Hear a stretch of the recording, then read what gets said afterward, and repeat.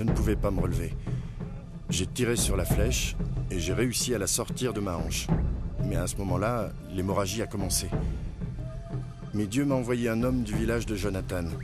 Il chassait et se trouvait là par hasard. Cet homme connaissait mon histoire. Il savait que j'avais des ennuis avec mon père et toute la famille. Il m'a aidé à me rendre jusqu'à la piste. Il y passait des voitures assez souvent. Il m'a emmené et attendu au bord de la piste jusqu'à ce qu'une camionnette arrive. D'un geste, il l'a fait arrêter et j'ai été emmené dans une clinique.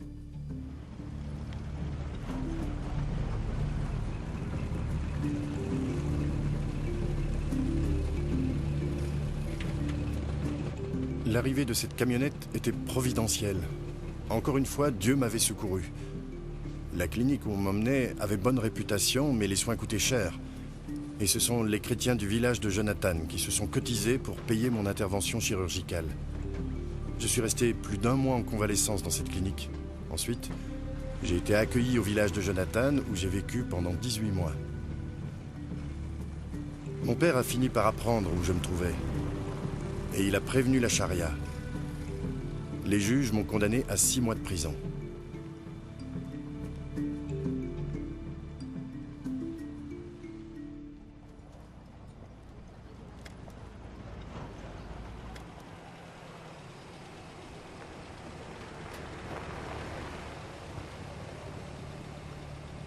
Après 6 mois de détention, j'ai été relâché et escorté dans le village de mon père par la police.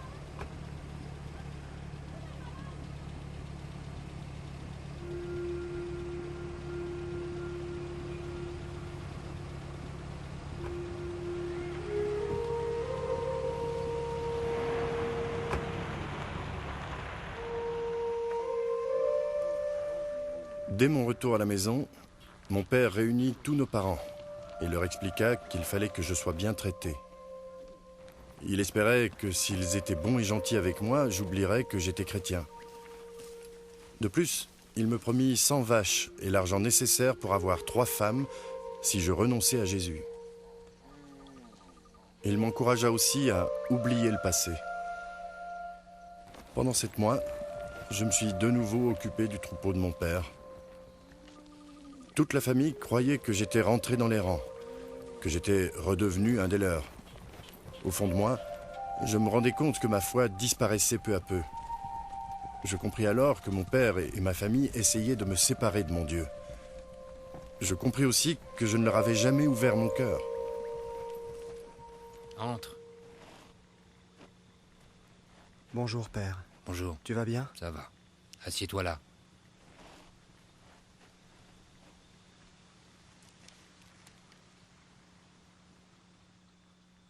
Je voudrais te parler de ta fiancée, mon garçon.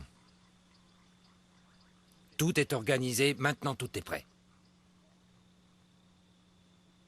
Papa, je voudrais te remercier de tout ce que tu as fait pour m'aider. Cependant, j'ai encore besoin que tu fasses une chose pour moi. Dis ce qui te ferait plaisir. Tu l'auras. Papa, je vais te le dire, mais tu ne pourras pas satisfaire ce besoin. Seul Jésus le pourra. Mais qu'est-ce que ton Jésus peut faire que moi je peux pas faire?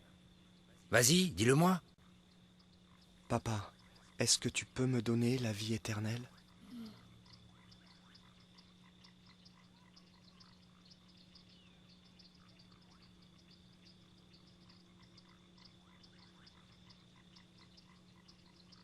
Non.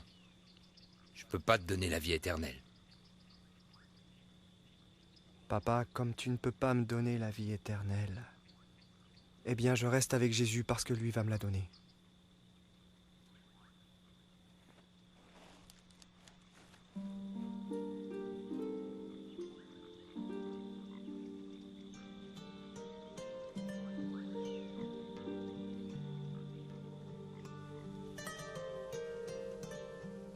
J'ai quitté la maison de mon père et je me suis réfugié chez Jonathan, où j'ai vécu pendant 2 ans.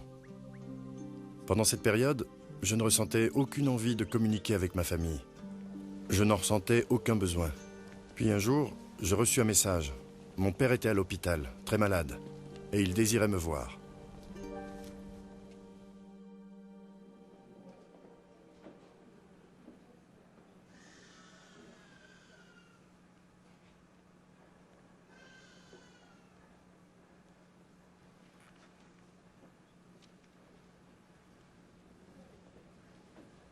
Père,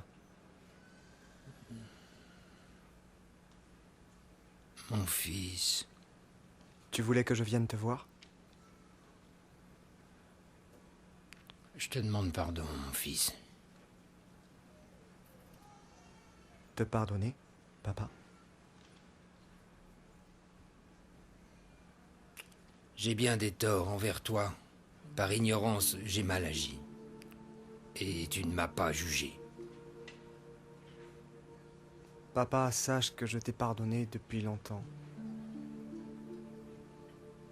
Que veux-tu dire, mon fils? Je n'ai jamais demandé que tu me pardonnes. Oui, c'est vrai, mais la Bible nous enseigne le pardon. Tu comprends?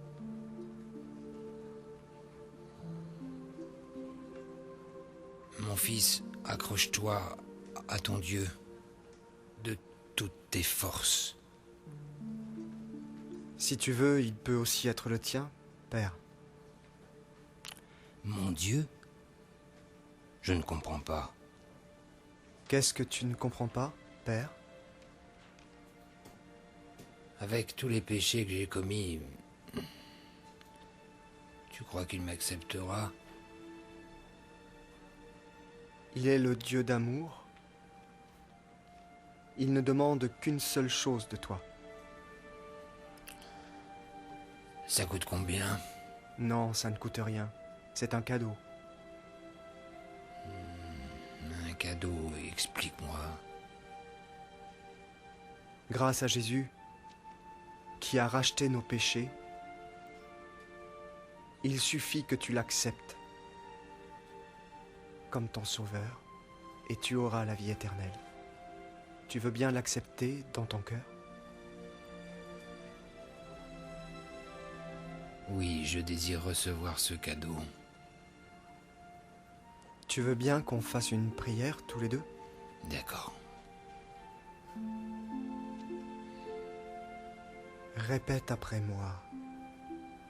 Oui.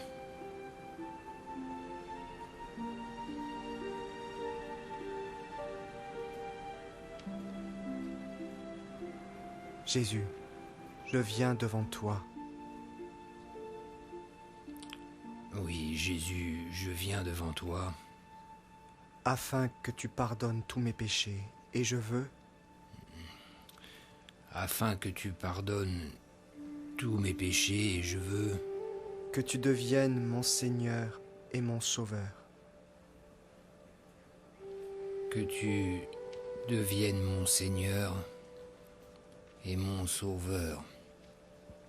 Amen. Amen.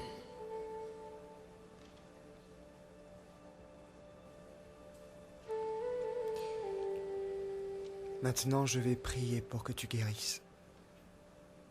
Non, je ne veux pas que tu pries pour ma guérison. Et pourquoi? Je comprends pas. C'est Dieu qui nous guérit ou pas? Mais non, je veux pas être guéri. Je suis prêt à rencontrer celui qui est le Sauveur. Je veux dire Jésus.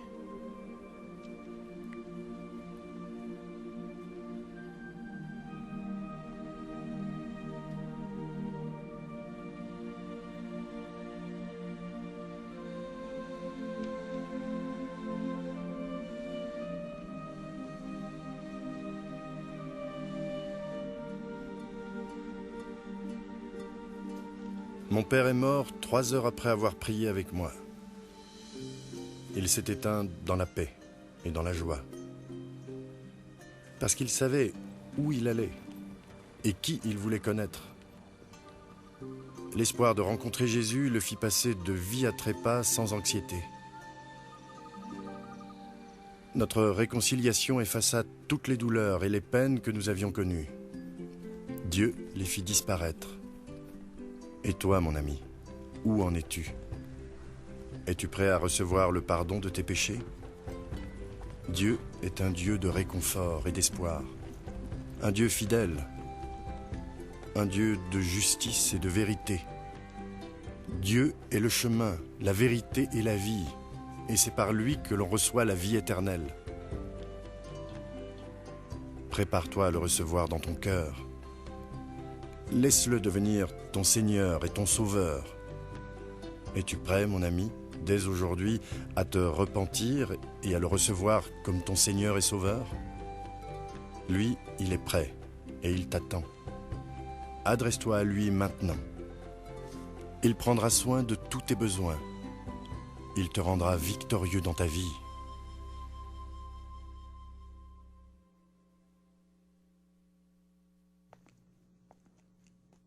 Il est naturel pour des parents de protéger et d'élever ses enfants. Le père de Mohamed n'était pas une exception, mais Mohamed a franchi une frontière. Et à ce moment-là, Mohamed a mérité la mort aux yeux de son père. Il a eu la possibilité d'adjurer, de se rétracter. Il ne put le faire, sa conscience ne lui permit pas. Il savait au fond de lui que l'expérience qu'il avait eue était bien plus qu'un rêve. Nous avons eu une vision totalement différente quand nous comparons la relation entre Mohamed et son père et la relation entre Jésus et Dieu. Le père de Mohamed n'hésita pas à décréter que son fils devait mourir pour ses péchés. Surtout que selon lui, Mohamed avait commis le péché le plus grave, celui de choisir un autre Dieu, tandis que Dieu le Père avait décrété que Jésus allait mourir pour les péchés de l'humanité. Vous vous demandez peut-être, Jésus avait-il déplu à son Père en quelque façon? Pas du tout. Dans l'évangile de Matthieu chapitre 3, Dieu a parlé de Jésus en ces termes. « Celui-ci est mon Fils bien-aimé, en qui j'ai mis toute mon affection. » En fait, durant son ministère sur terre, Jésus n'a jamais fait quoi que ce soit pour déplaire à son Père. Jamais, c'est certain. Pourquoi son Père alors? Je parle maintenant de Dieu. A-t-il voulu que son Fils soit crucifié et qu'il meure sur la croix comme un criminel, couvert d'opprobre et de honte? Comment un Père parfait peut-il abandonner son Fils à une mort aussi abominable que celle de la croix? Un Fils bien-aimé qui toute sa vie n'a rien fait de mal? La seule façon de comprendre, c'est de se référer à la mission du Messie. En effet, Jésus n'est pas venu sur terre pour agir selon sa volonté. Il est venu dans le monde pour accomplir la volonté de son Père. Et la volonté de son Père était que son Fils donne sa vie pour racheter les péchés du monde. Dans l'évangile de Jean, chapitre 3, verset 16, la parole de Dieu nous dit que Dieu a tant aimé le monde qu'il a donné son Fils unique, afin que quiconque croit en lui ne périsse pas, mais qu'il ait la vie éternelle. Et verset 17, Dieu en effet n'a pas envoyé son Fils dans le monde pour juger le monde, mais pour que le monde soit sauvé par lui. Dans le premier épître de Jean, chapitre 4, il nous dit que tout est amour, non pas celui que nous avons pour Dieu, mais celui que Dieu a pour nous. Rappelez-vous qu'il a sacrifié son Fils unique pour nous. Mes amis, Dieu nous a montré le chemin qui mène au paradis. Ce chemin ne passe pas nécessairement par nos bonnes actions ou par des gestes héroïques. Il ne passe pas non plus par un rêve ou une vision. Bien plus que nous l'avons vu, Dieu utilise parfois ce moyen pour nous faire entendre son message. Le chemin vers le salut, c'est la foi, foi en Jésus-Christ. Il a dit, en parlant de lui-même, qu'il était le chemin, la vérité et la vie, et que personne n'arriverait à son Père s'il ne passait par lui. Est-ce que vous avez le désir de plaire à Dieu? Voulez-vous l'assurance d'aller au ciel? Si c'est vraiment ce que vous désirez, alors sachez que c'est aussi ce que Dieu veut pour vous. Prions Dieu tous ensemble maintenant.